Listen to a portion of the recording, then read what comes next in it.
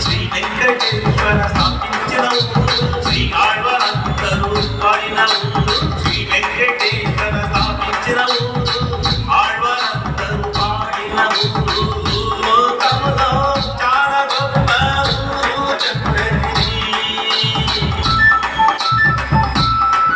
మన దేశము పరిపాలించరాజు